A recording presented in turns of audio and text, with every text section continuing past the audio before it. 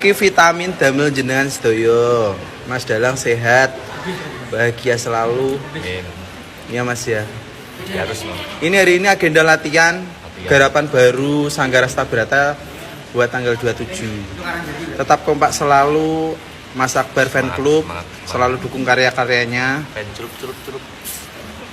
Piye bendungane?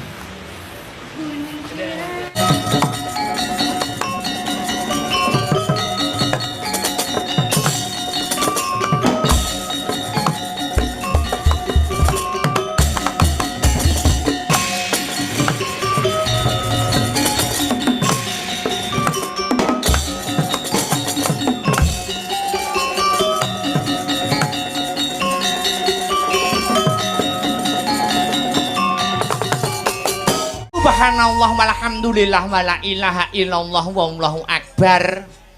Nganggo leren nganggo ambekan luwih dhisik ya no. Iya ya mak ya ngestokake dawuh. Heeh. Perkara lakon Banjaran Sengkuni mengko kena ditutukke utawa dilanjutake ana ing sak rampunge season limbukan ning sing luwih wigati ayo aku karo kowe ngaturke apa to awake dhewe sing dadi hajat utawa ujub kabule awake dhewe wayangan bengi iki mapan ana ing stadion Brebek kene. Ngono ya mak. Iya ngestokake dawuh. Ning sing luwih wigati maneh kepiye mak? Ora lali aku karo kowe. Heeh. Angka sepisan ya kuwi ngaturake rasa puja lan puji syukur kang jero kunjuk marang Gusti ingkang murbeng dumadi Tuhan yang Maha Esa Allah Subhanahu wa taala yuang widiwasa. Ngono ya mak. Ya ngestokake dawuh. Kang wis malembarake keberkahan ya kuwi wujude kenikmatan, ya kuwi becik nikmat sehat, nikmat sempat, nikmat iman saengga aku karo kowe sak rombongan bengi iki bisa manunggal kang sarta tetunggalan ana ing ngadicara bengi iki. Ngono ya mak. Ya ngestokake dawuh. Lah banjur bengi iki mengeti adicara apa mak kok katon gayeng gumarenggeng wiwit sore katon rame ngene ya nok piye iki ujub kabule acarane. Ya kuwi salah satu penggemar setia utawa pengikut setia Sutresna Budaya pecinta wayang kulit. Ya kuwi sing selalu setia mengikuti awake dhewe nanging lumantar via streaming. Ya kuwi panjenengane Mbak Yu Zainah Zahra Abdullah. Ngono. Mbak Zainah Zahra Abdullah. Beliaunya kuwi pejuang devisa sing asline kuwi warga negara Kesatuan Republik Indonesia ning saiki ya kuwi mapan ana ing Hong Kong. Ngono ya mak. Ya ngestokke dawuh. Kuwi penggemar setia awake dhewe sak kanca Sanggar Seni Astabrata. Ya kuwi Mbak Zahra Zainah Zahra Abdullah menyisihkan sedikit rezekine. Ya kuwi kanggo dana rasa. Ngono ya mak. Dana kuwi weweh rasa wis ngarani caos hiburan kanggo para warga masyarakat. Ngono. Dadi iki bukan yang satu kalinya utawa yang perdana awake dhewe ditanggap karo para penggemar. Wis marambah makaping-kaping awake dhewe ya kuwi tinimbalan utawa dikon mayang gelar-gelir gantung gong karo para-para penggemar awake dhewe, penggemar Sanggar Seni Astabrata. Ngono. Ning iki mligi sing kepareng anakake Mbak Zainah Zahra Abdullah. Ngono ya mak. Ya. Bekerja sama dengan pemerintah desa dan kecamatan Brebek. Ngono. Lah awale biyen nalikane Mbak Zainah Zahra Abdullah kuwi ndawuhi awake dhewe lewat admin Sanggar Seni Astabrata. Awake dhewe bingung mergo awit rencana pertama kuwi arep dipapanake ana ing sanggare awake dhewe Jalan Mastrip kono. Ning jero sanggar. Ning jero sanggar terus berubah meneh. Ya kuwi adicara wayangane ning jaba sanggar ben para bakul iso dodolan ora sungkan nek arep mirsani kuwi dadak mlebu sanggar. Heeh.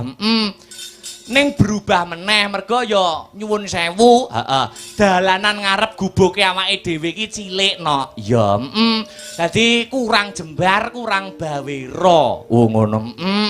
Satemah awake dhewe menghubungi para pemerintah kecamatan ning Brebek, bekerja sama, iya, supaya dianakake ana ing stadion Brebek kaya kang kagelar bengi iki. Wo ngono ya, Mak. Yen panggone jembar, panggone amba bawira, kuwi penonton arep mirsani saka ngendi-ngendi ya kepenak. Para bakul-bakul arepe ikut mengais rejeki ning pagelaran wayang ya kepenak. Oh ngono ya, Mak. Iya ngestokake dawuh. Dadi iki mligi acarane Mbak Zainah Zahra Abdullah. Ingkang sarta mau sore wis kawitan diwiwiti ya kuwi santunan. Oh ngono. Menyisihkan sedikit rezekine untuk ya kuwi para sedulur-sedulur, para pepunden-pepunden yang membutuhkan. Wo ngono ya, Mak. Ya. Mbak Zainah Zahra Abdullah kuwi pribadi ora tergabung dalam komunitas apa-apa no. Wo ngono, Mak. Senadyan awake dhewe kuwi sing ndukung Astabrata, sing ndukung kuwi maneka warna genderane. Ya. Komunitase maneka warna sing dadi jeneng lambang kang sarta simbole. Ning yen Mbak Zainah Zahra Abdullah kuwi tidak tergabung dalam komunitas apapun. Wo ki dadi adicarane pribadi. Oh ya Mak, ya ngestokake dawuh.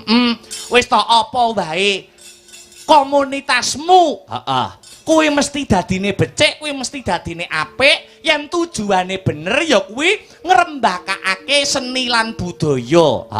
Ndukung seniman siji lan sijine oleh, ning sing ora entuk maido seniman siji lan sijine. Oh ngono ya, Mak. Mergo adanya komunitas A, B, C dan D, kuwi tujuane selain ngrembakakake seni dan budaya, tidak ada lain ya kuwi golek sedulur, nyambung tali silaturahmi. Wo ngono ya, Mak. Dadi sing durung kenal maune malih dadi kenal. Sok sapa sing seneng nyambung tali silaturahmi, ngraketake tali paseduluran, fa insyaallah bakal dijembarke rezekine, didawake sing dadi umure. Amin amin amin ya rabbal alamin.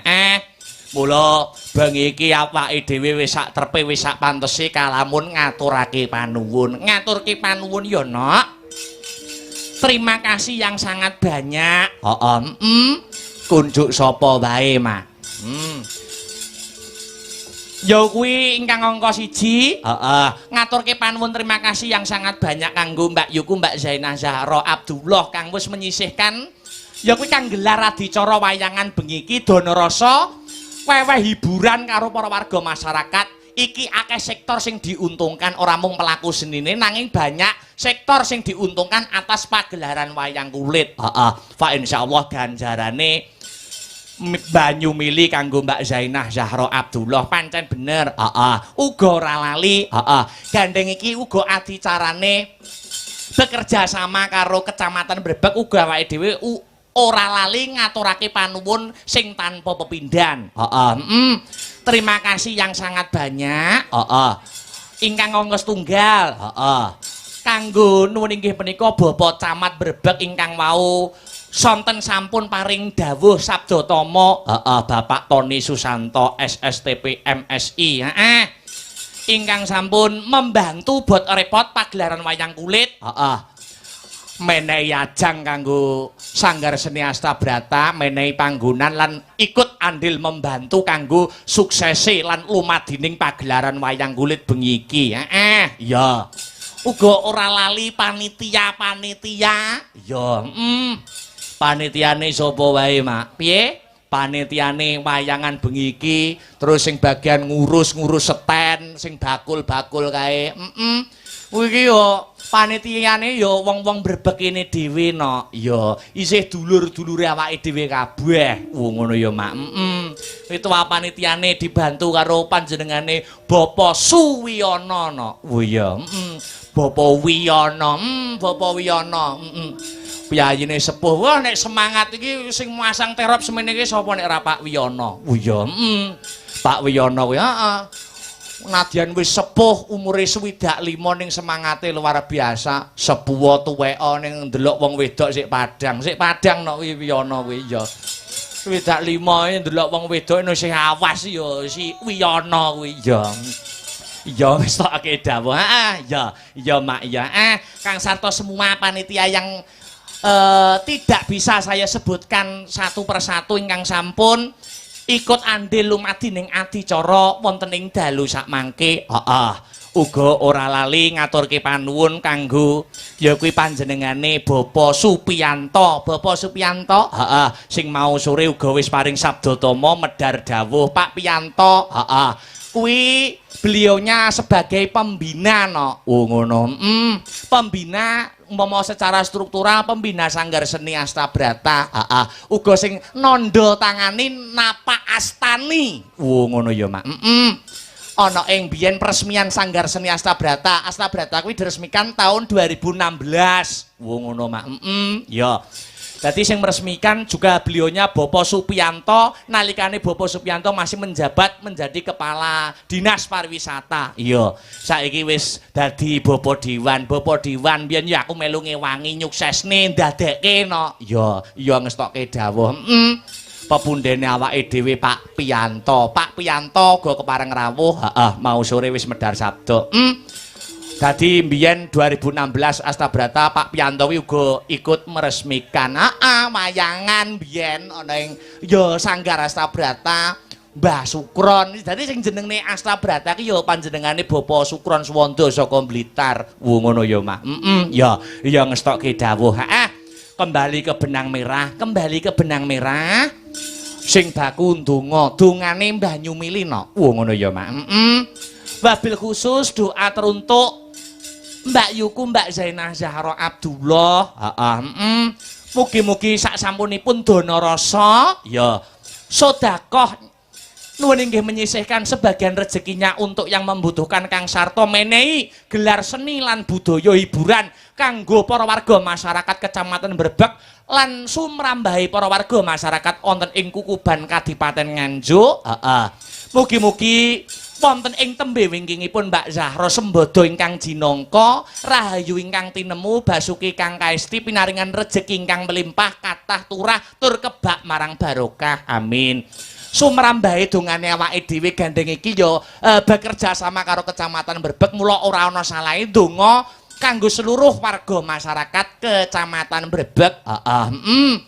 Muga-muga warga Brebek kabeh sing hadir bengi iki muga-muga tansah pinaringan sehat walafiat, pinaringan ayem lan tentrem, keluargane pinaringan ayem tentrem, pinaringan rejeki ingkang kathah melimpah. Amin. Sing kagungan sakit utawa gerah enggal pinaringan waras. Amin amin Allahumma. Amin. Ingkang pinaringan ya kuwi masalah inggal pinaringan udar sing dadi masalahe. Amin amin ya rabbal alamin. Sumrambahe kabeh pecinta wayang, para YouTuber kabeh. Muga-muga ayem, slamet donya, bejo donya, bejo akhirat. Amin amin amin Allahumma. Amin. Allahumma. Amin. Eman. Yo. Eman.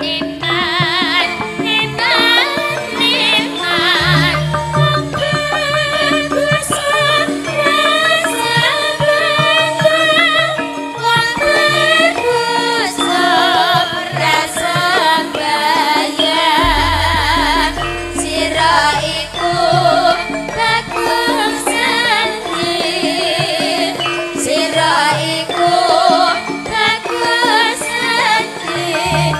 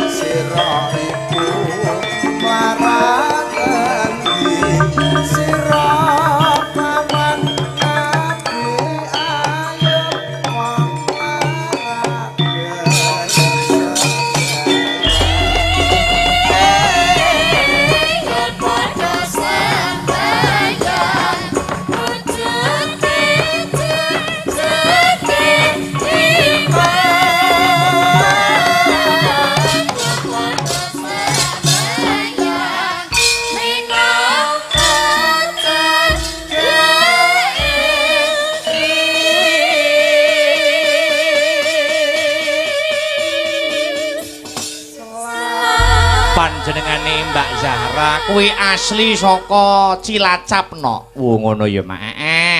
Sing saiki bermukim ralat ana ing Taiwan. Ngono ya, Mak. Ya ngestokke dawuh. Lah bengi iki beliaunya ngersake lakon ya kuwi awake dhewe selama dadi dalang ya lagi pisan jiki ya nyuwun lakon apa Banjaran Sengkuni no. Ngono ya iki engko nek wektune nutut 5 lakon dadekne sewengi. Ngono wiwit mau wis diawiti laire Sengkuni, Gandamana Luweng, Bale Sigala-gala, Pandhawa Dadu karo Baratayuda. Wah ya lakon 5 dadekne sewengi. Awas nganti lakone mbok kruwesi awas ora. Engko tak genepi no. Ya kudu digenepi. Kudu digenepi aja nganti dikruwesi ora. Kudu digenepi.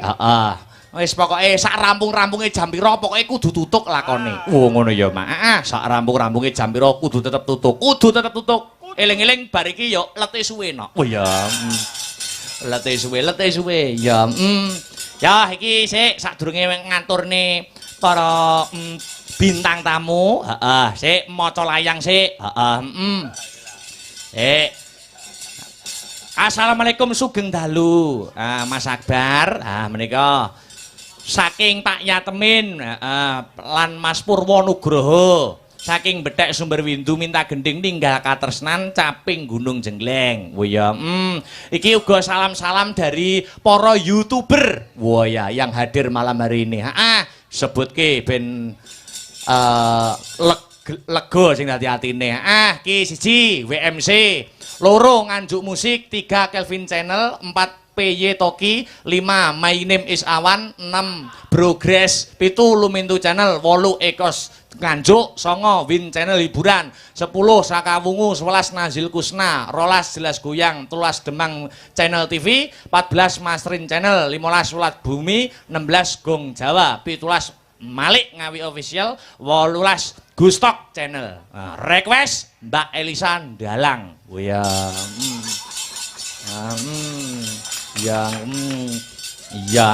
Di anu ana di sembadan iki meng anu ana tindihe kok. Oh ya Mak. Mbak Elisa engko dipinangkane kok kanca-kanca YouTuber sing ikut meliput malam hari ini. Wah ya. Diwalik slindro dhisik. Ya, iki kanggo salam pambuka utawa mukadimah, ngaturke tembang sing bernapaskan agama apa? Pepiling karya besar Swargi Ki Haji Anom Surata. Wah ya. Dibawani luwih dhisik dandang gula mengko tibake pepiling Mas Gareng munggah. Wong ngono ya, Mak. Ya ngestokke dawuh. Maka dipun bawani langkung rumiyin, Mas Heru. Bawanipun pepiling. Ya, maka Mas. Wasita dip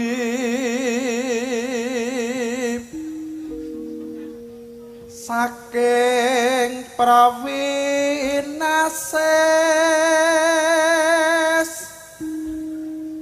ngeling ana wong urip ana donya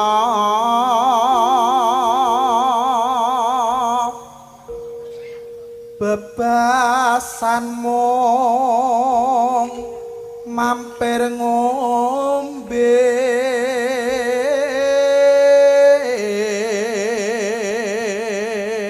tembang pepiling nggih kula kintunaken dumateng sedaya pamirsa ingkang memonitor lumantar channel YouTube baik Asta Brata Media maupun channel YouTube lainnya. Ngono ya, Mak. Muga-muga iso karenaning penggalih lan dadya jampi sayah tombo kesel.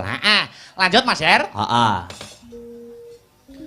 Salat kang limang waktu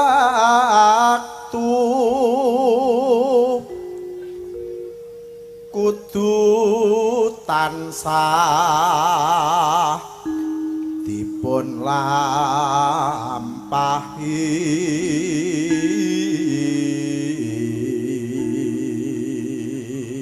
Ya. Iku cagak agama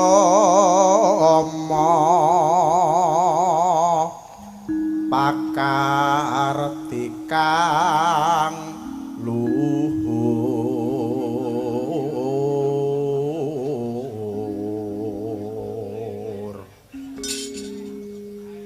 ngedohke tumindak mungkar yakti urip mangyo tentrem lahir batin bejo donya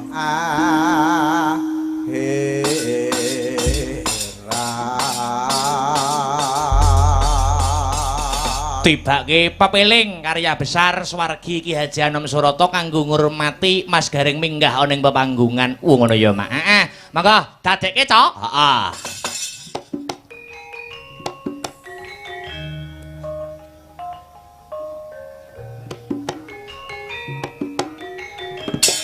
Oh.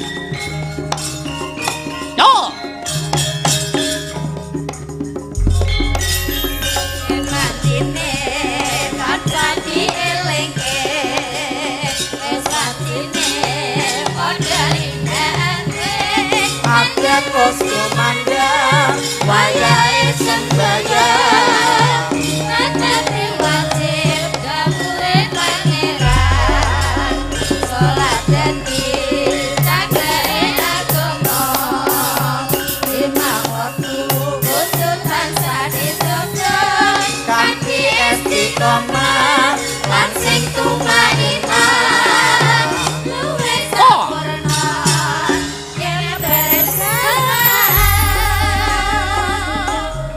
subuh luhur lan asar salat sayang dijajoke indah ungkap magrib lan nisa jangkepe prayogane ditambah selakune sesembrono iku perintah agama elingono ing donya wong sedelan sabar lan tawakal pasrah sing Sekali lagi. Yo. besok munggah swarga.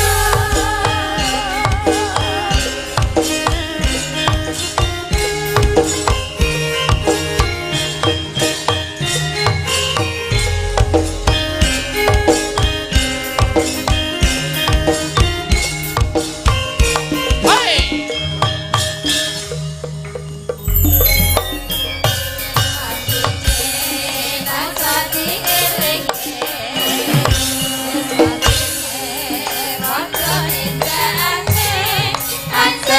Kumandang wayahe sembayang ngatasi wajib gabure pangeran salat dadi cagake agama lima waktu kudu tansah dijaga kanthi istiqomah lan sing tumanina luwih sampurna yen berencana subuh luhur lan asar salat sayang dijajoke indah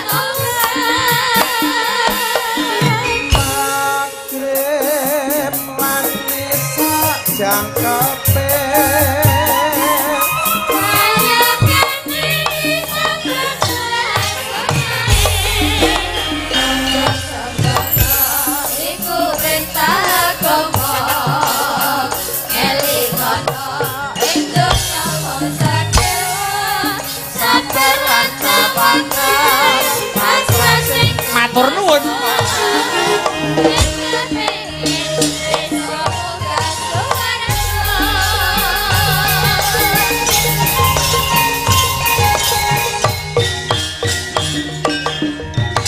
Wah. Wilujeng dalu, selamat malam Mas Gareng. Wilujeng dalu, selamat malam Mas Da Akbar, Yong Cangik, Mbak Yulimbo. Alhamdulillah dipertemukan kembali antara kula kalian panjenengan Kanggo nggih, Mas. mboten pinanggih tak petang-petang wis menek patang dina ora ketemu. Nah, ya alhamdulillah lantaran Mbak Zainah Zahra Leres. kula kalian panjenengan saged bertemu malih menghibur para warga masyarakat Kecamatan Brebeg dan seluruh masyarakat pecinta wayang Kadipaten Nganjuk, Mas. Injih luar biasa ing atase Heeh. piyai sing sembodo ning ora eman karo bandane kanggo nglakoni sedekah perintahing Gusti. Nggih. Ujube beniki sedekah budaya, sedekah rasa kagem sedaya warga ing Laladan Brebeg lan sak kanan kiringipun. Nggih. Ana tetembungan kuno sing dawuh asodaqatu daf'ulil balak. Artinya? Sapa sing gelem sedekah bakal diadohke saka balak lan bebenduning jagat. Muga-muga Mbak Zainah Zahra anggone nyambut karya mapan senadyan ing mancanegara tansah pinayungan dening Gusti Kang Maha Kuwasa satemah kalis ing rubeda antu bagya mulya. Amin. Amin amin Allahumma amin. Amin. Luar Alhamdulillah. biasa. Penonton malam hari ini luar biasa, Mas Gareng. Tumplek-blek Mas Akbar. Wonten ing Stadion Brebeg. Leres, leres. Ternyatipun senadyan menika sasine wis mlebu rendeng yae ning pinaringan terang tingkas bengi iki padhang. Oh, yo ora sombong ora umuk. Heeh. Eneng aku kok, Mas. Dadi bengi iki ora udan kuwi merga saka ana garenge. Arep elek tanpa rupa. Aku iki trae wong sing kebak tirakat. Aku iki kulino pager-pager kok, Mas.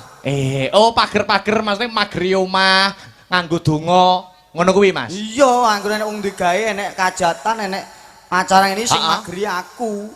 Kaya bengi iki ya. Heeh, nek bengi iki gak wateh aku, Mas. Nek sing ndek wingi, Mas. Wah, ndek iki adalah Pak Deku digawe. Pak Demu duwe gawe. Sambatile, pagerono piye carane ben gak udan, tur ben aman. Nah, ngono.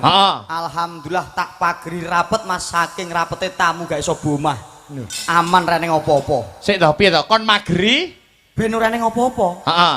Tak pageri saking rapete ora nek wong iso bomah. Lho, lah kok iso nganti ora iso mlebu omah ki lho? Ben ora ning apa-apa, Mas. Lho. Lah jenenge wong duwe gawe ki yo mesti enek wong mara to, Mas. Lho ning kan dadi ora ning apa-apa. Ora ning apa-apa ya malah ora ditekani wong kuwi. Mesti pager-pager ki piye? Mesti pager-pager contone kaya bengi iki ora udan tingkas ngono lho. Bengi iki piye carane ben adoh saka bebendu. Nah, ngono kuwi. Heeh, ngerti apa ora? Heeh. Yo eneng dongane jane. Oh, ana dongane ya? Nek tak beberno nang kene kok wong kene do ngerti kabeh kok aku ora payu. Loh, ora. Ilmu kuwi nek ditularne ora ana rugine, ora ana salahe, Mas. Ngono lho. Iso apa ora? Dongane piye? Jare sampean bengi iki anu apa kuwi pinaringan terang sampeyan. Heeh. Jajal piye dongane? Yo nek wong Islam yo nganggo bismillah. Oh, bismillah. Yo bismillahirrahmanirrahim niat insun njaluk kersaning Gusti paring ana terang aja udan. Sing ngitan bali ngitan, sing kulon bali ngulon, sing alor bali ngalor, sing kidul bali ngidul nek sing dhuwur kersaning Gusti Allah. Wow. Sik piye dongane baleni? Baleni. Bismillahirrahmanirrahim. Bismillahirrahmanirrahim. Ento kersaning Gusti paring ana seger kewarasan kali surbida ning sambikala aja udan. Nek sing ngitan bali ngitan, sing kulon bali ngulon, sing lor bali ngalor, sing kidul bali ngidul, dene sing kon dhuwur kersaning Gusti Allah. Lah kok ora balik mendhuwur? Angel, Mas. Angel. Nek kok etan kok kidul penak. Penak kok etan anggere digolak ngetan ngetan meneh. Nek kok dhuwur?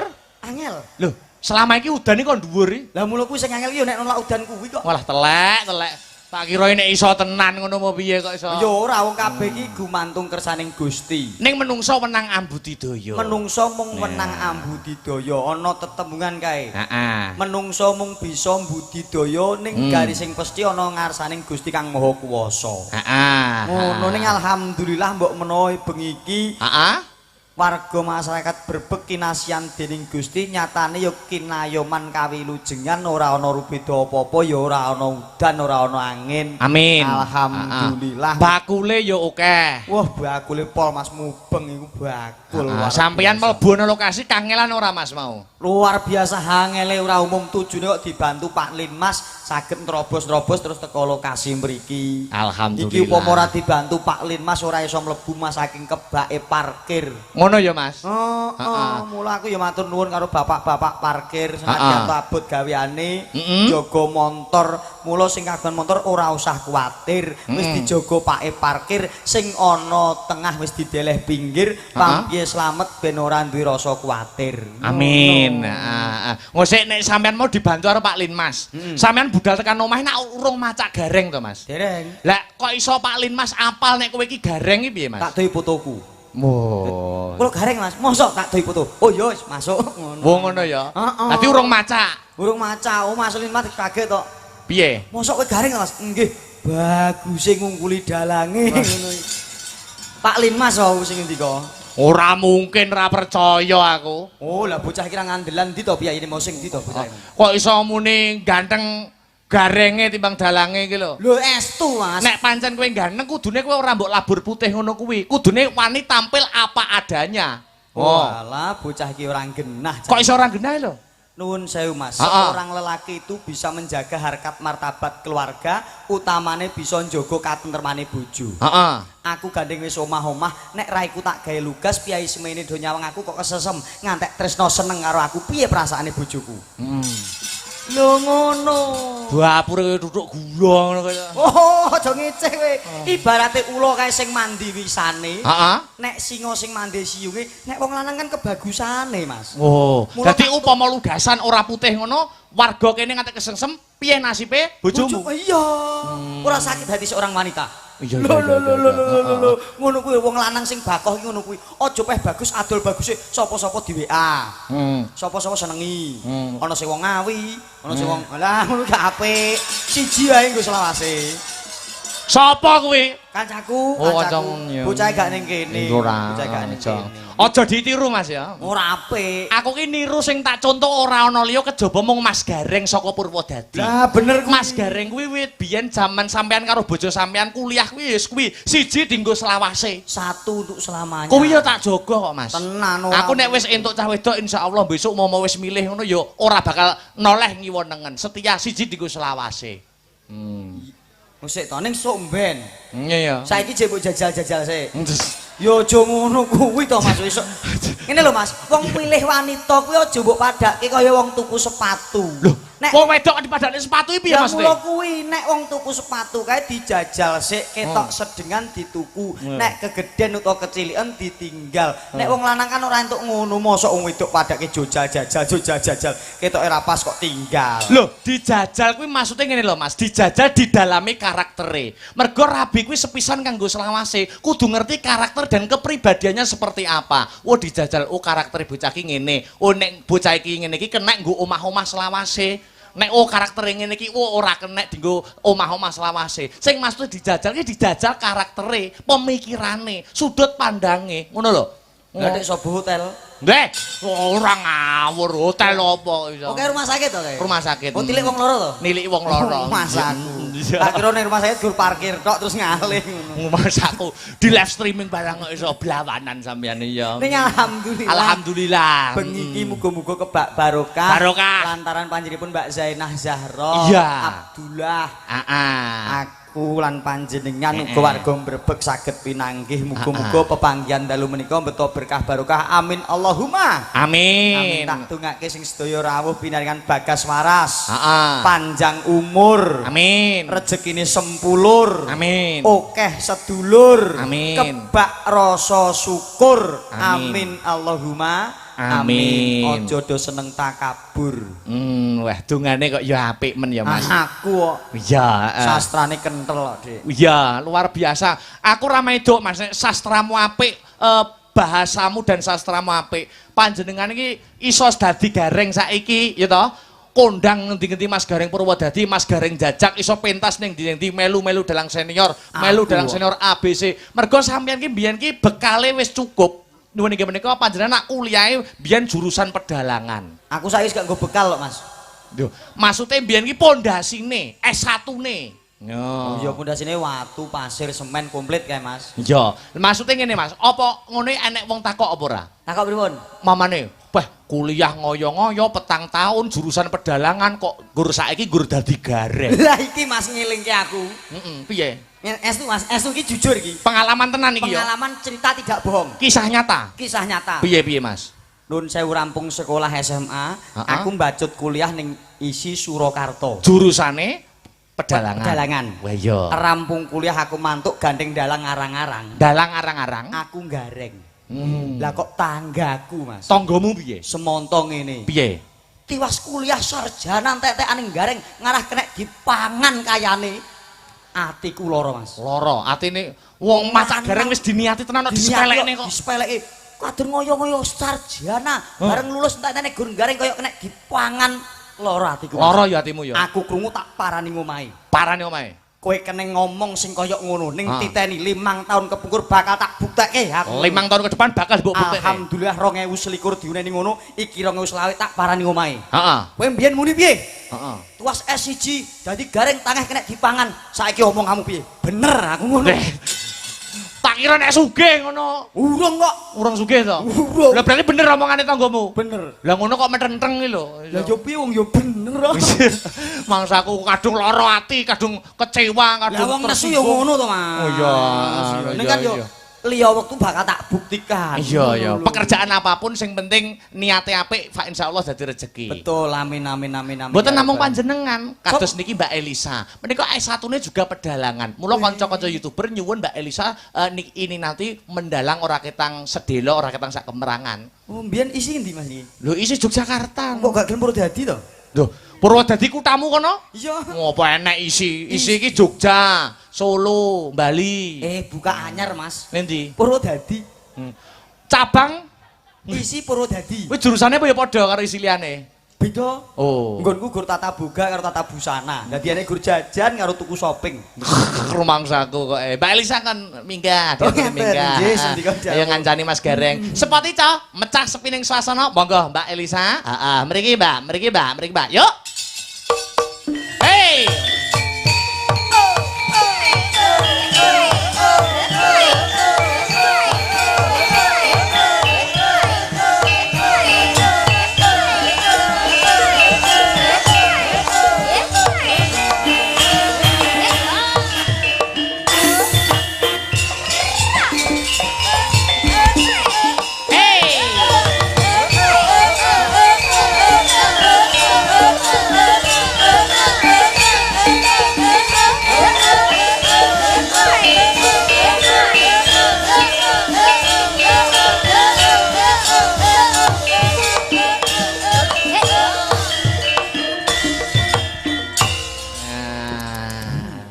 Selamat malam Mbak Elisa. Selamat malam Sugeng Dalu Mas Sange Yulimbo. Lama tidak jumpa Mbak Elisa. Lama tidak jumpa, boleh nggak pegangan tangan lagi? Boleh dong salaman lagi. Salaman biar- lagi ya. Ya. Aku pengen, aduh ternyata gini rasanya memegang masa depan ya. Piye memegang masa depan. Karena aku pengen tahu rasanya nih, mau nek ke susu gitu kan gak kroso. Jadi kudu tak rasa meneh ngono. Nek mau jaremu wong wedok ngono kan ojo nganti dianggap koyo sepatu ngono to. Kowe gak pengen salaman karo aku? Ngopo ya enggak usah nek koyo kowe kan wis pajeng. Wis payu, wis duwe bojo, wallpaper-e wis cetok bojomu. Kok saiki ning kene kowe njaluk salaman karo aku? Kan untuk memegang kenangan. Rumangsaku. Dewe-dewe penake dadi lajang ya ngene ya Mas Akbar. Nggih. Bebas dinggo sapa wae, ki free. Piye mau bebas dinggo? Bebas, Dinggo? free. Dinggo sapa wae? Sapa wae. Monggo ingkang ngersake. Hei, Ora ngono konsepe lho. Mas digo sapa wae karyanya, suaranya nek Mbak Elisa. Nek gur Iya. karya suara aku senajan duwe bojo ya bebas sapa wae entuk. Nek gur karya suara ayo.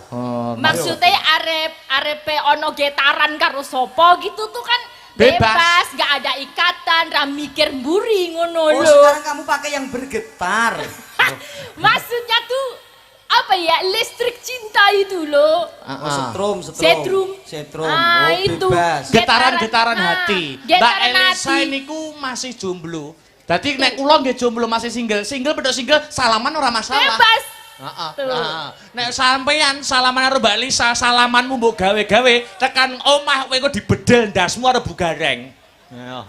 Gitu loh. Oh ngono nek jomblo Iya. petuk jomblo. Petuk bebas. Salaman? Bebas. Oh ngono modele ya. Lho Iya. kok modele ngono piye? Kok Ora ngono. apa-apa, ya. Rasa kakean menghujat walaupun single podo single walaupun Mas Akbar ki oke ya kan Apa? sing nyenengi oke. Sing nyenengi. Amin. Ya toh walaupun aku ya pancene ora seumuran ya karo Mas Akbar. Tapi nggak apa-apa kan kalau misalnya aku mengharapkan seumur hidup sama kamu. Amal. Ora to. Umume iki wong wedok sing dirayu wong lanang. Lah kok iki sing wedok ngege Lah. iki wae. Mbak Zaina Mbak Zahra aja Ah. ngefen banget karo Mas Akbar yo bebas jenenge wong jomblo single and free bebas arep ngefen arep seneng sakarepku. Ngene lho Mas Gareng, tak umpamakan ya. Mbak Zahra kan posisi sekarang di Taiwan. Nah. Saka rasa cintane wae ngetokne duit sing ora sithik kanggo gelar wayang saking cintane. Mergo getarane nyambung. Nyambung. Indonesia Taiwan. Frekuensi. Lah aku jomblo, Mbak Elisa isih Jomblo. single. Ya toh jomblo yo an. Saiki ketemu, mosok enek getaran cinta ngono mosok yo salah. Tuh. Sing adoh wae getaran cintane merasakan lho. Oh, saiki sing petuk mosok ora entuk. Oh ngono lho. Inilah cinta itu kadang memang piye ya ana tetepungan cinta itu buta. Kowe ngerti karepe cinta itu buta? Maksudnya piye? Nek kowe wis ketemu getaran cintamu, Heeh. butakan matamu untuk wanita yang lain. Ora enek wong sing luwih ayu, ora enek sing luwih bagus, kejaba mung siji tujuan cinta. Lah kowe petuk sapa-sapa getar, petuk sapa-sapa getar. Di Oh, iya. mana letak cinta itu? Jomblo single kan bebas. Bebas and free single. Petuk Mbak Elisa getar, aku petuk wong wedok liyane getar, petuk C getar, D getar. Kan yo milih to, sok sing paling getarane paling penak ki ndi? Getarane paling penak ya kuwi sing dirabi. Oh iya iya. Getaramu penak ora? Lo yo ora ngerti kuwi tergantung. Kaya wong golek apa sumur itu kan. Golek sumur. Iya kan. Padake nggo tintir nggo golek sumur nek sing kono bergetare banyak sumure jero ngono. Kan gitu Bocah kan kok dewe-dewe sembrono. pasangan tuh kan dewe-dewe. Alhamdulillah. Iya, Kabaripun bagaimana Mbak Elisa? Pengestunipun sae sanget, luar Nggih. biasa, seneng yo jenenge wong arang-arang peye yo tetep semangat tau. Iki kan Oktober rada sepi yo. Iki nek ra dikukup sama piyayi Taiwan yo rada ya sepi tenan. Sepi ngono lho, tenan, Cok. rendem. Oktober, November jal kowe payu piro? Wong bocah Aku rawani upload jadwal nek sasi ngene iki wis rawani. Kandhani kok. bocah-bocah iki Duk. Astagfirullahaladzim, kurang bersyukur. Wong kaya aku lho, Mbak. Ngapa? Wong iki kudu piye carane budidaya, misal seniman, aja mung gumantung dadi seniman. Nek wong kuno mbiyen ngandhake seniman kuwi bebasane kaya ngenteni ndoke blorok, urung karuan ngendhok, nek ngendhok urung karuan netes. Kok seniman kok ngendok iki? Ngendok yo manuk ndendok. Emang seniman ndendok. Apa kowe tau ngerti manuk ngendhok? Wis tau burung? Lah yo manuk ki ngendok ning di papan manuk ngendok, Wis tau bebek ngerti ngendok. urung? Ngerti ngendok. Wis tau ngerti? Bertelur. Wis tau ngerti? Ngerti. Mosok rupane piye? Ndoke manuk iki rupane piye to? Ndoke manuk rupane piye? Sing itu kan kayak puyuh telur puyuh itu kan endok manuk. Rupane piye? Warnanya Rupane- apa? Warnanya? Putih ada coklat-coklatnya itu. Oh, nggonku nek putih blas pisahan. Ya kuwi sing putih rada mbulak. Mas Teh puyuh telur niku lho. Lah iya. Salam-salam dulu dong Mbak Elisa. Iya, salam terutama untuk yang di Taiwan Iya. yang luar biasa. Adoh kono, adoh kene. Piyayinya aja maksudnya nggak bisa diperlihatkan ke Betul. khalayak itu, tapi sodakohnya luar biasa. Matur sembah nuwun, mugi-mugi dados rezekinipun panjenengan Mbak Zahra, Amin. boten loka tambah kebak. Amin amin amin ya Oke, rabbal apapun sing dados pangajeng-ajeng panjenengan sageto kasembadan. Amin. Piantonipun pasti juga masih muda ya. Masih muda. Masih muda dan berbudaya. Iki the real culture yang ini ki. Ngerti ora kowe the real culture? Iya. Ngerti ora? Anu kuwi to. Dong ora. The real culture The ya real garing. culture. Genah ora the real culture. Heeh. Oh iki lho drill culture iki lho. Mikmu disalini. Oh, iki panas. Ya nyanyah Mas. Kok panas toh? Apa? Drill culture. Drill culture. Tekok nek orang ngerti. Loh, lek kalau anak kan kebanyakan kan nongkrong-nongkrong bareng ngopi mana iki culture tenan ki yo ngene iki nanggap wayang, cah enop nanggap wayang. Sing dalang yo enom, penabuh enom, sinden enom, dagelan enom, kurang apa luar biasa. Yang muda, yang berbudaya, tepuk tangan. Tepuk tangan. Secara Masya Luar Allah. Ih, menyongsong hari wayang dunia loh. Iki gua menyongsong hari wayang nasional atau hari wayang dunia. Leres, Bulan leres. November, Nggih. bulannya wayang. Nggih, nggih, nggih. Kados kula Mbak Elisa, Mas Gareng iki nggih rumangsane urip nunut wayang. Betul. Nah, Diuripi kalih wayang. Mula nek Mas Gareng malah dadi garenge, malah dadi wayange. Loh aku ngetokke lek jiwaku ya wayangku iki, wayang ya jiwaku iki. Mula aku ora iso selak nek uripku pancen ngayom ning wayang. Mula ya Amin. apunku apa ya ora kok nyembah wayang ki ora menghormati adiluhunging wayang ku ya tak tenani. Amin. Niki wae ana dawuh pamundutan Mbak Elisa. Mbak Elisa. Ada pamundutan dari Pak Waris Sugiono tadi. Apa itu? Podang Kuning dari Surabaya. Pak Waris ya. Iya sudah WA saya. Sudah tadi. WA juga. Iya Mas Dalang Sherlock. Oh iya. Dalang kon Sherlock ya aku gitu. Ada juga pamundutan Caping Gunung juga ada. Caping Gunung juga ada. Ya ini mau nyanyi dulu apa gimana derek Mas Dalang? Dalang dulu aja. Oke, Dalang dulu lanjut. aja. Aku langsung dalang. Iya So dong. didimbung go menggo lah rodo menggo setete lah. Pipi. Apa Nyanyi. kuwi? Apa kuwi? Rodo menggo, rodo menggo. Oh, Rodo Mengko. Rodo menggo ya. Nembang dulu ya. Nembang dulu, nembang Oke, desek ya. ayo arep podang kuning dulu apa caping gunung dulu? Caping Gunung nanti sambil digilir ya sama Oke, siap. sinden-sinden Ah, ya. Kan ini kan acaranya Astabrata. Astabrata. Istilahnya untuk fansnya yang sangat-sangat loyal terhadap ya, wis. Astabrata. Jadi kita juga harus menampilkan sinden-sinden Astabrata toh. Boleh. Ya, Tak buko dulu ya. Kamu Oke. yang jenggleng. Oh, Awas itu deh jenggleng. orang mantep. Oke, siap. Coba. Aku nek jenggleng ini seneng aku. Hah? Apa? Nek ndelok getaran iki seneng. Lah. Ya seneng dialog dulu. Kalau mantep-mantep munggon awal-awal tok podo wae. Ayo jajal jengglenge. Saben bengi nyawa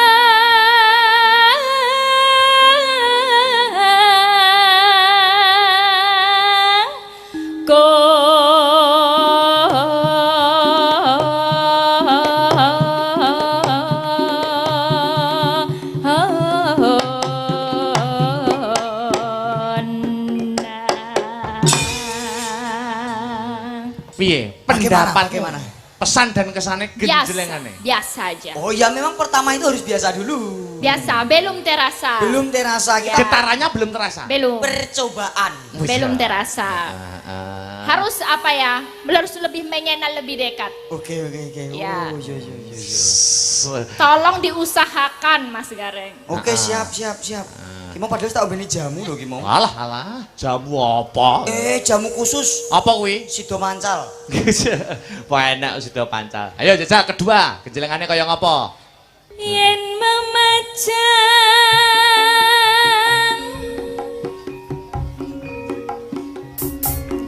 ambeng karo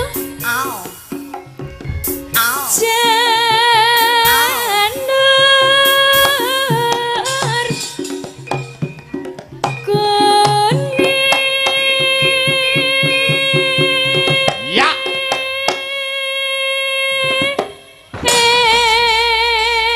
Piye? Rasanya lain. Loh, lain nak kanggo kowe. Nek kanggo Mbak Elisa piye? Tetep biasa. Bagaimana? mungkin meretek gitu kemeretek Kamretek. kemeret Balik nih, turun tanda. Ya. Pisan kas, turun tanda. Semangat. Sing dhuwur, umbul dhuwur.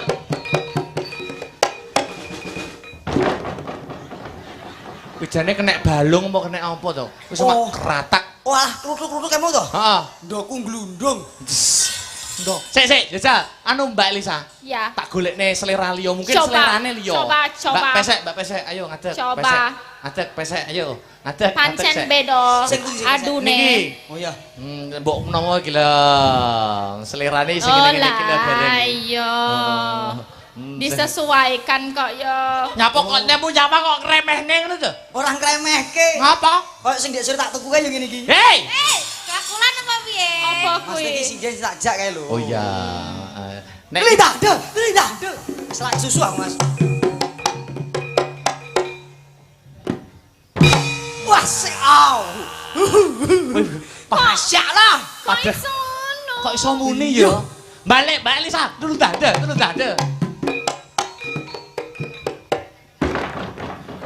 Pesek.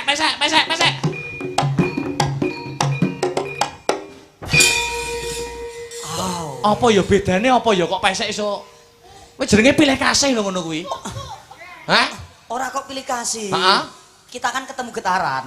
Wis ya ketemu getaran. Mbak Elisa ngene kan cemburu piye? Kamu ada apanya sih? Weh, ngenyek, Mbak. Orang ngenyek. Ora apa-apa, enggak apa-apa. Kamu sama dia enggak apa-apa. Yo, Enggak no, apa-apa. Kamu sama dia enggak apa-apa, Aku tapi pilih- jangan lupa setorannya. Yang penting orang wedok itu dikayani. Kamu sama dia enggak apa-apa. Ya, hari-hari sama dia nggak apa-apa, yang nyuci baju, yang ngurusin apa-apa rumah nggak apa-apa. Tapi jangan lupa kalau sama aku nanti Kue pembantu, urusan Mbak. undangan. Rumangsaku. Gak popo, terima no gak popo. Mau mas? Dadi pembantu ki penak. Kok penak? Kowe engko iso ngubah sempaku. Alah, kerjeronan Lah karepmu piye, Sak? Wamplok. Maksudnya, jajal pesek. Mau pesek urung nembang kok iso muni to? Mbak Elisa sing wis nembang ra muni lho. Oh, ngono. Getarane kurang iki. Weh, ya teng kandi. Tenang. Kembang wae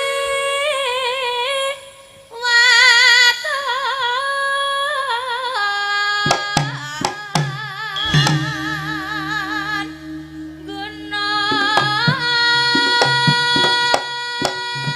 Ya. Ayo.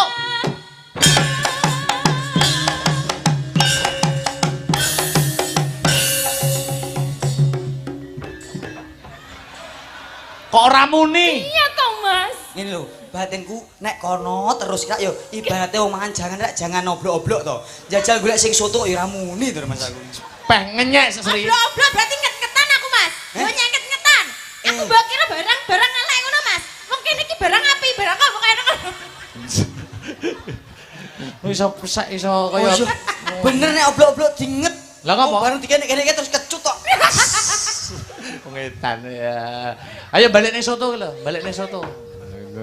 Soto Klaten iki. Asik. Iki sombok usaha apa ora? Bismillah. Mas. Aku berharap loh iki. Rokokmu apa rokokmu? Cara nafkah ki kudu batin rohani, batin karo apa? Astabratos. Kok batin rohani ya padha ya. Mas teh nafkahku wis tak batin kok no. Ya piye diusahakan. Padahal seragamnya ki padha karo Mbak Elisa. Iki lho, wis tak padha-padhanya. Seragamnya wis kopel kok malah munine karo Sri. Padahal kita kan wis sambirit. Saribet. Iya. Saribet kok samirin. Iya, sing penak ku rokokku pek ya. Mas aku. Cal, ayo. Kowe diem ya, aja ganggu ya. Kowe ning kene sik, geser kene sik. Geser sik engko. Engko ku pengen wis kene sik. Wis tengok sini. Engko anggere meneng nek bar kono kowe ganti ya. Gak apa-apa. Engko ngenteni kono sak turune. Engko nek turu ku ya. Engko nek lawang kancing jendela aja ya. Lah ngopol? Lah ngopo kok? Benisis. Oh ya. Ya. Pacita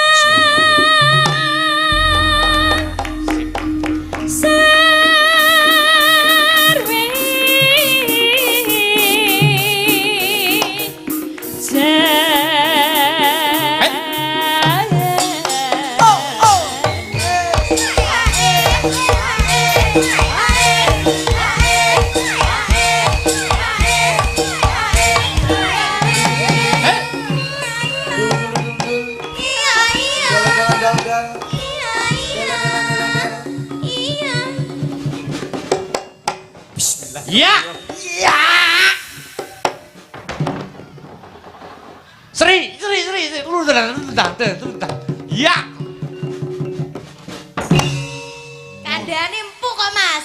Ora Nek kok. empuk ki muni, nek atas gur kemelotak. Nek empuk kudune malah gak muni. Ya ora empuk ki ya muni pleng ngono. Nek atas ki gur kemelotak, Mas. Oh, Kaya balon. Gek salah posisi. Coba kowe kono, jeneng ganti kene. Oh ngono. Ketok salah posisi to, Piye aku gon kono? Tukar tempat. Bismillahirrahmanirrahim. Mosok panggungnya pengaruh. Delindah.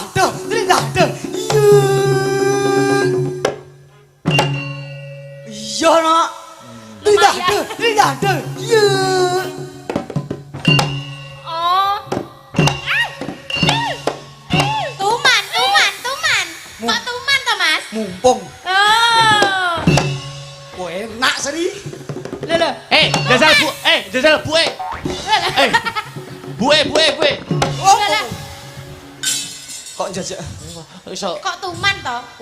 sinden siner terus mbok ciyak nemen-nemen iki lho, mbok padane sinden nemen apa piye? Halah hang kuwi anggere didusi ngono ya apik kok. Ngawur mangsamu. Kok anggere didusi, disisiri klambene sing apik, puatut, enak ujian. Nesu bongko kowe. Ayo nesu, ngatone jempol. Ayo, sungkem. Yun pangapunten, mboten ngoten wis to. Iya Pak. Aduh. Pun mboten sah nesu, mengke bayarane jenengan PN ya. Ya bener. Bener to, Mas? Oh, nek ra tak kono duweno wong kok, Mas. Mas aku kok jam sembrono. Ayo payak sapa mau? Panas.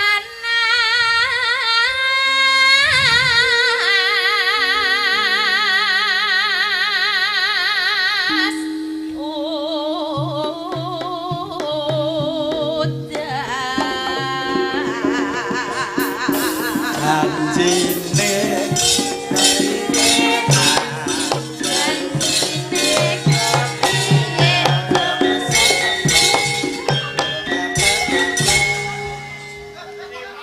komposisi. Ngapa? Komposisi yang ini ki. Tak akoni jiwamu. Terganggu. Marai gak pas ngene iki, Mas. Ora kok gak. Kudune pas dadi blero lho ngene iki. Ngene iki isin ke sinden lho, Mas. Ora usah ngono to, jangan Ngono ki ya isin ta aku. jangan merendah. Wis dikira aku blero ngono kuwi Ojo kok. nesu. Lah terah blero ora Ya ora jane. Oh, wis to, alah. Iki lho sing blero Kowe kok ngerewak perkosa sisan mah. Hei. Wis Gak oleh Mas aku jek cilik kuwi kok. lho cemburu kuwi lho. Sopo? Enggak. Wis Gak- ben Gak kono. apa-apa, Duk. Emang guyon. Ora wis kowe rono sing penting aku duwe amben iki ya. Sing kono kerengket-kerengket to. Aku yang penting di Ngene sini lho. iki seperindet aku seneng aku. Ngene lho, mesti ana awake dhewe sak omah, Ya. ya kudu akur, tur ya pembantu iki diajeni lho. Gak apa-apa. Ora. Tadi jatahku dina apa? Eh, Jatahku dina apa? pokoknya Senin teko Rebo rene. Heeh. Kemis Jumat itu pijet aku. Kok telung dina nang Lah kok pijet terus? Hah? Lah kono jatahe dina Aku apa? kapan? Lah ya mijeti Mas De. Piye to ki mau kualik Senin Selasa Rebo ning kene. Ya. Kowe bagian pijet ya, Sri? Lah dukun apa piye? Senin Selasa Rebo kono. Ya. Ah, Kamis Jumat Sabtu kene. Pijet. Tukang mijeti. Tadi sing mbok genjleng mau, buke mau, pojok. Minggu. Oh. Gue bagian minggu berarti. Ya minggu, heeh. Ya piye minggune piye mbok karo Bupar piye minggune? Kerok. Oh, aku pijet, gue kerok. Iya. Ono mbake bubuk. Masa aku kok ya. Oke, parian boten. Langsung. Parikan apa ora? Mas Parian parikan apa? dongake anu, Mbak Zainah Zahra. Heeh, ayo parikan Mbak Elisa sih. Ya, urut. Zainah Zahra, Mbak Abdullah. Zainah Zahra Abdullah. Sepiro to iki? Iya. Nana. Ning kolah gugur. Ya bebas to ning kolah ki aku arep ngopo kok, heh. Iya, ndah niku aku dadi sabune nok. Heeh. Mbak Zainah Zahra Abdullah. Kukur. Ora ngono. Bagi-bagi berkah mergo bersyukur. Amin. Ayo ki jajal bojomu stoke. Ayo kowe, Dik. Parikan. Mangan jadah. Iya. Oh, iya. Sering karo kemanyu lho. Ben penonton mangan jadah. Yo. Jajal. Kaya ayu-ayu ae. Lah, karo- Oh ya pesek lho guran. Dajal to, mangan jadah. Ayo karo gerakan tubuh, mangan jadah. Kudu manut entang to. Ah, wis to, ayo mangan jadah. Ngono ayo. Wis to, ayo. mangan jadah. Iya. Kok jangan cah. Iya. Mangan jadah. Kuwi mau mbok taleni burung lho. Mau nek mletre lho. Mangan jadah. Terus Mangan jadah. Ngombene kopi. Mbak Zainah mugi kathah rejeki. Amin. sapa nek arep mbok tes? Sinden liya mbok menawa arep parikan. Ayo. Kersa parikan Ibu. Wah, kok iso iki? Tak warai wis, tak warai. Ya iya. gek nang, Bu. Iki wong senior. Aja kok. Panen ta Pak. Sembrono. Aja sembrono lho. Nggih pun piyambak go parikan, go. Marahi senior. Aja mangan jadah lho, Bu. Ora. Nggih monggo-monggo. Syukur wae. Cedhaki.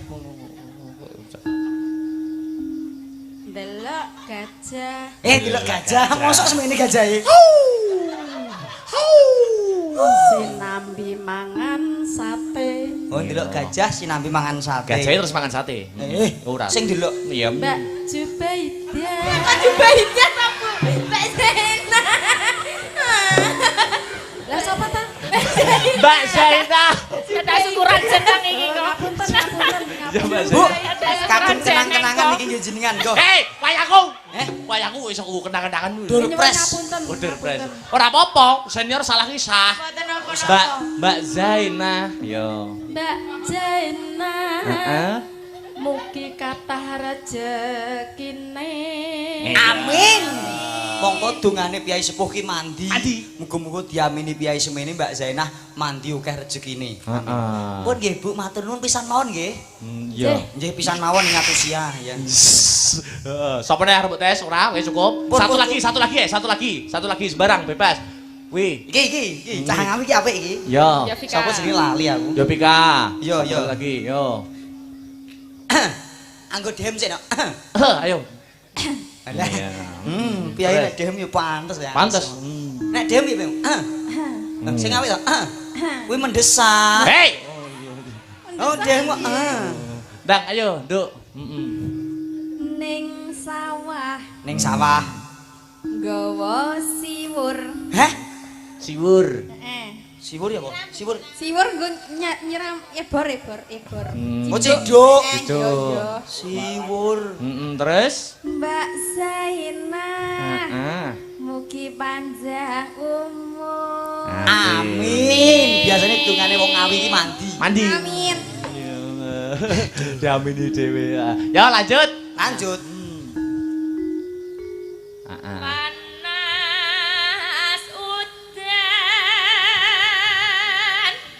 udan panas aling-aling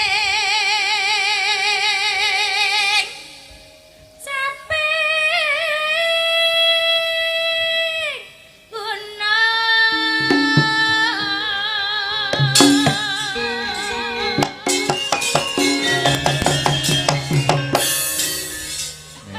Walah. Terus? Nadyan wadon sarta